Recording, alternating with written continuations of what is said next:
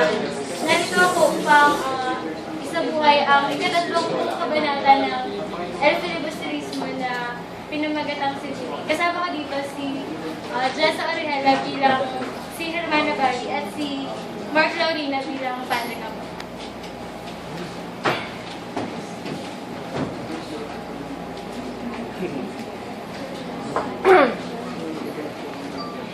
Magandang umaga sa iyo, Hermana Bali. Oh, huli. Ikaw pala. Nabalitaan mo na ba? Ha? Ang alin? Ano yun, Hermana Bali? Tinakip si Basilio! Ano? Siya ngayon nakakulong sa tiyan at maaari kang mapatay! Hindi! Hindi totoo yan. Hindi totoo dinakit nila si Basilio. Isa lamang yung malaking biro, Hermana Bali. Pero huli. Sabihin mo, nagbibiro ka lamang, hindi ba? Hindi ako nagbibiro huli. Totoo nga din ako si Basilio. Hindi. Hindi maaari. Sumakabilang buhay na si Kapitan Chato. At wala nang ibang magiging tagapagtanggol si Basilio. Kahit ba't siya'y nasa bilangguan. Hindi. Hindi maaari. Tahan na huli. Iwan mo na kita upang ikay mo mag-isa at makapag-isip.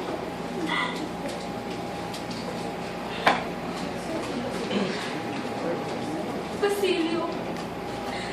Mahal kong Basilio. Anong gagawin ko upang tulungan ka? Alam ko, tungkulin kong mapalaya ka mula sa bilangguan. Pagkat ako na lamang ang natitira sa iyo. At isa pa, ikaw rin ang tumubos sa aking pagkakaalip. Nais kitang tulungan. Ngunit paano? Anong gagawin? Basilio. Mahal kong Basilio. Itong aking gagawin. Alam ko na! Maaari kong tubusin si Basilio. Isa, dalawa, tatlo. 10! Ngunit 10 piso lang ang aking pera. Anong mararating na 10 piso?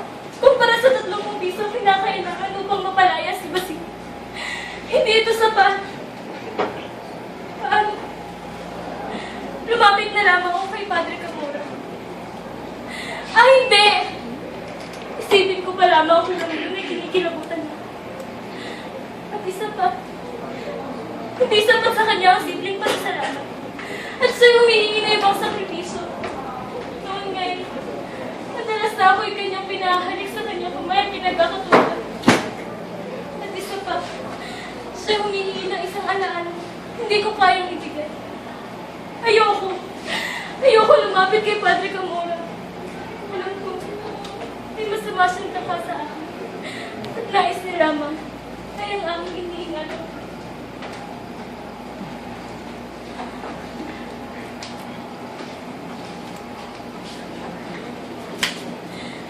Ama! Ama ko! Basilio! Ako! Ako!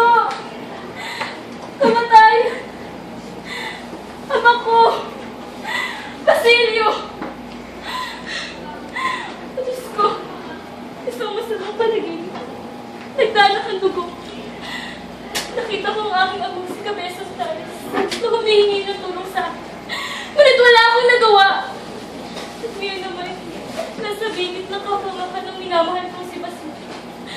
Kailangan ko na gumawa ng paraan upang siya'y tulungan. Oh, huli! Huli! Si Basilio! Ipapatapon na siya at ipapapatay! Ano? Ano nang balak mo kung tulungan siya? Hindi ko alam, Hermana Bali. Hindi ko alam. Huli. Dahil si Padre Camora lamang ang makakatulong sa kanya. Ngunit ayoko lumapit sa kurang iyon. Huwag kang mga bahuli.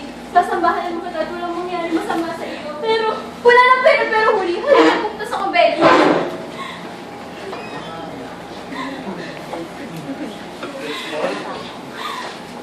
natatanong ko na mula rito kung parang ayaw ko na yata tumuloy at Hermana Bali. Hala, sige. Umayaan mo na lang magbuto si Basilio sa bilangguan. Hindi naman ako tutulong sa kanya. Halika na, nandiyan na si Padre Camora.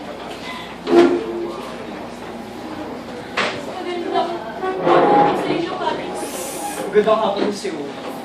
May kailangan ka ba? Opo. Naparito po ako upang Upang?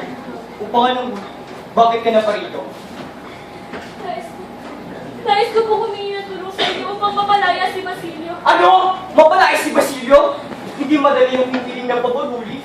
Ngunit kayo po ay makapangyarihan. At alam ko kailangan makatutulong upang mapalaya si Basilio. Hindi ka magbibigay mo. Maaari ka na umalis. Parang awa niyo na po, Padre. Tulungan niyo pong makalaya si Basilio. Parang awa. Tahan na, Lord, tahan na.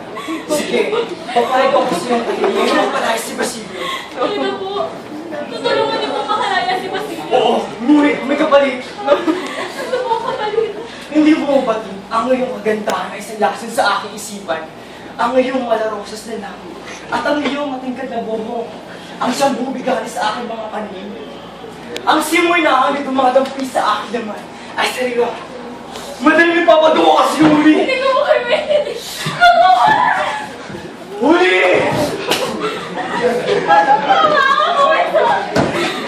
Huli!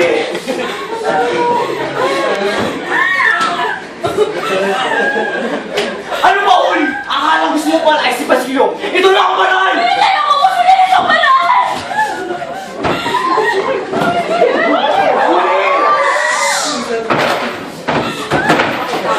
Huli!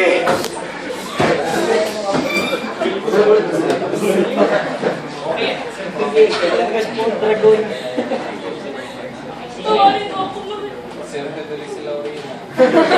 Tawarin mo ako kahit magpasigil.